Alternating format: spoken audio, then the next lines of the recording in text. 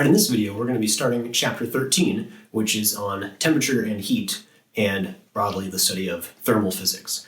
So thermal physics or thermodynamics is important enough that it, well, I'll show you. First of all, it has its own class in the physics department. In addition to that, it also has its own class in the engineering department.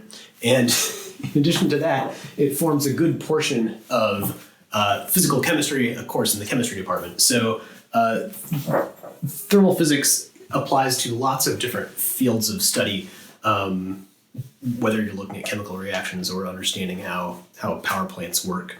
We'll just be scraping the tiniest of surfaces of that field in this chapter. So if you want to learn more, consult your local library. Okay, so temperature, heat, these are things we're familiar with. These are things we have everyday experience with. Hot things, cold things, cup of coffee, ice cube. But what does that mean? What is going on there in terms of the physics, in terms of the energy, and how can we relate that to things that we've already learned about in this course?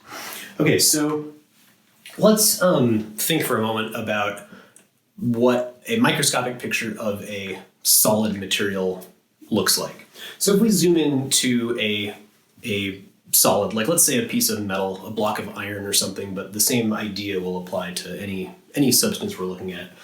If we look at what those atoms are doing, we can look at them like a bunch of little masses connected by springs, right? So we have a bunch of little masses and they're connected by springs to their neighbors. These springs are, of course, representing bonds between the atoms. Now, we saw a system like this earlier when we talked about waves, and we said we can get waves traveling through this. That is totally true. You can get organized motion of these atoms and have a wave, a longitudinal wave travel through this substance, for example. We can ignore that. We can ignore that for now, though. More importantly than the waves to thermal physics is if we like jiggle one of these masses and go away and come back a little bit later, you'll see that the energy that you did put into that one has spread out over to all the other ones, and the motion of them is disorganized. So meaning that you put some energy into this one, leave, come back later, that energy has spread out, and it's distributed over like a random motion of all of these atoms. So at some particular instant in time, if we label these atoms 1, 2, 3, 4, 5, 6, etc., if we add up all of that energy, we're going to have something that looks like 1/2 mv1 squared plus 1/2 mv2 squared plus 1/2. So in other words, m3v3 squared plus da da da. So for each of these atoms, we have some kinetic energy because it has some velocity and some mass. So it has some kinetic energy 1/2 mv squared. We can also think about the energy stored in the springs, like potential energy stored in the springs. We won't go into detail about that, but you could imagine how we write an expression for that also. So if we add up all of that energy, this is what we call the thermal energy of that substance. So the thermal energy is the sum of all of the random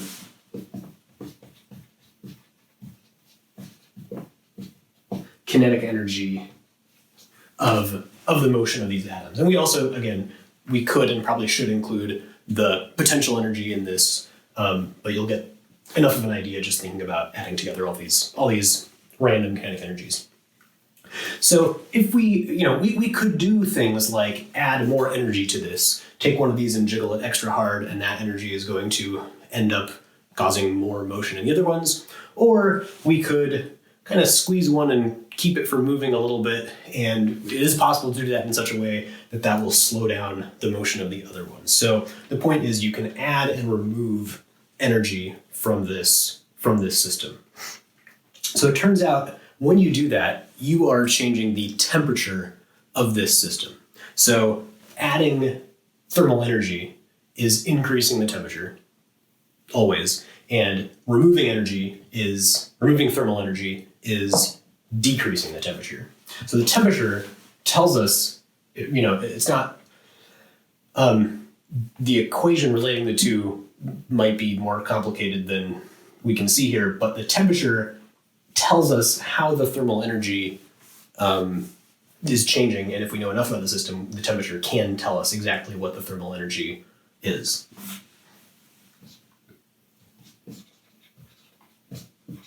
So how to sum that up? We'll say thermal energy determines the temperature. So what is temperature? How do we define temperature? So the nicest way to define temperature for where we are now is the temperature of a system is how willing it is, or how easily a system gives up this thermal energy to something else.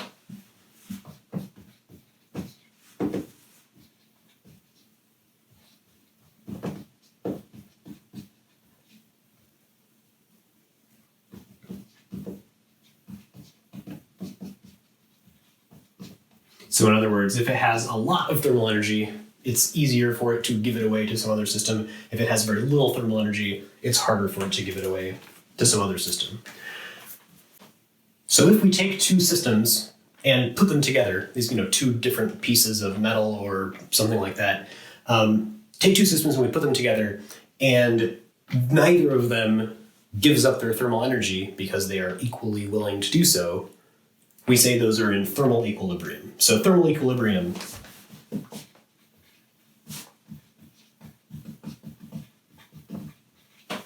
is when they're equally willing to give up their thermal energy or whatever, which means they are at the same temperature.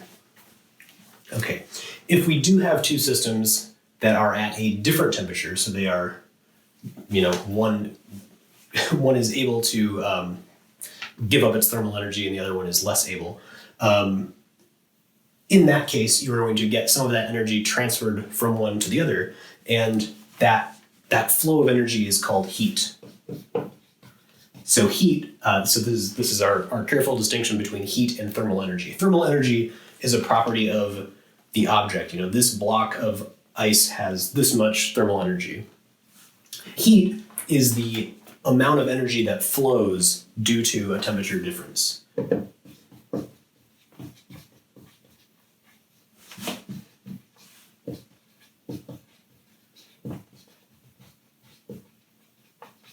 So in other words, an object does not have heat or a particular amount of heat. Heat is associated with a process, with an event. So, this much heat flowed from object A to object B, but it would be incorrect to say that object had the heat. It was in the form of thermal energy, and the heat was the flow from one thing to another. The dumb analogy that kind of works if you have trouble keeping this in your head is like thermal energy is like a bank account balance, or some amount of money, and heat flow is this movement of energy, which is like writing a check, right? It still has the same units, but it is representing this movement from one to another rather than some intrinsic property of the thing. Okay, anyway. Let's talk more about temperature. So you guys have probably learned about units of temperature in other classes, and certainly in life also. So our units of temperature, we actually have two units of temperature that we use in this class. So degrees C, degrees Celsius. So 4 degrees Celsius, water freezes or melts at 0 degrees, and water boils at 100 degrees C. The more important, I should say, more fundamental unit of temperature is Kelvin. So not degrees Kelvin, just Kelvin. And this is an absolute temperature measurement, which I'll explain what that means in a second. So so the Kelvin scale is just a shift in the Celsius scale. So unlike our other unit conversions, we're not multiplying or dividing by anything, we're just adding a number. So water freezes at 273 Kelvin, 273.15, but 273 is enough for Physics 106. And water still boils 100 degrees or 100 units above that. So 373 Kelvin is the boiling point of water. Okay, so these are things, these are temperatures that we should be roughly familiar with. So the reason why Kelvin is more fundamental and why we say it's this absolute scale is because at 0 degrees C, there is one important thing that happens for one particular substance, right? Water freezes. At 0 Kelvin, there are important things that happen for everything in the universe. And actually, even more importantly than that, you cannot ever get to 0 Kelvin. We can definitely get to 0 degrees C. You cannot get to 0 Kelvin. So if you were to be able to get to 0 Kelvin, that is where you would have the least motion of atoms and molecules possible. And in some cases, that doesn't mean that the atoms actually have a velocity of 0 because of some funny quantum physics that happens. But 0 Kelvin is where you would have the least amount of motion of molecules. Of course, we can't actually get there, but we can get very, very cold. So we'll talk a little bit about different temperatures because I think this is kind of fun. So room temperature is, roughly 20 degrees C. So that's roughly 293 Kelvin. We'll stick with Kelvin for this. So colder than room temperature, we have ice at 273. We'll skip past that. Liquid nitrogen is the coldest common thing. So liquid nitrogen is used as a cryogenic liquid to cool stuff down. Liquid nitrogen is 77 Kelvin. I'm going to embarrass myself if that's wrong because this is not in my notes, but that's my recollection. Liquid nitrogen is 77 Kelvin. So you can make liquid nitrogen by taking nitrogen gas and putting it in some equipment that cools it down and turns it into a liquid. You can also do a similar process with helium. And when you do that, it gets much, much colder. Liquid helium is 4.2 Kelvin. And you can do some things with liquid helium to get it down a little colder than that. But if you can spend the money on liquid helium, you can get things much, much colder than you can with liquid nitrogen. Just for a sense of scale, so these are things that I have used in the lab a lot over my years of research. Room temperature is free, of course. Liquid nitrogen costs around $1 a liter when I was working. So that's about the same price as milk.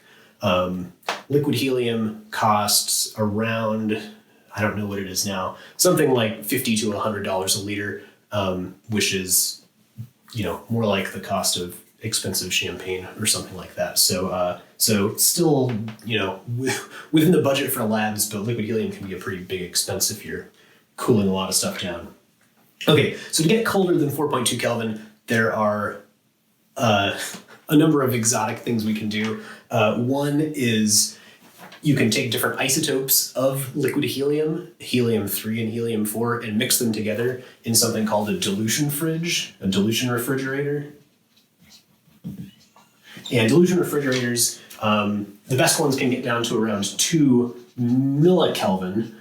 More commonly is tens of millikelvin, but 2 millikelvin, very cold.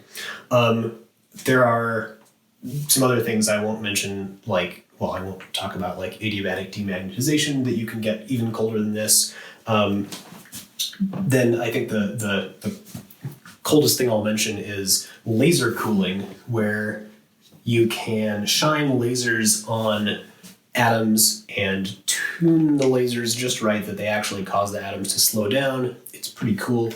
And here you can get into the micro Kelvin. So this is like 10 to the minus 6, 10 to the minus 6 Kelvin. So this is cold stuff, and there's really strange physics that can happen if you cool down certain systems to below a Kelvin. Okay, in the other direction, the surface of the sun, which is actually the cooler part of the sun, is around 6,000 Kelvin. The core of the sun is around 16 million Kelvin. And inside a nuclear explosion, something like 100 million Kelvin. So very hot, very cold. So this is just for fun. We don't, need to know any of this, but I did a lot of research kind of in this temperature range.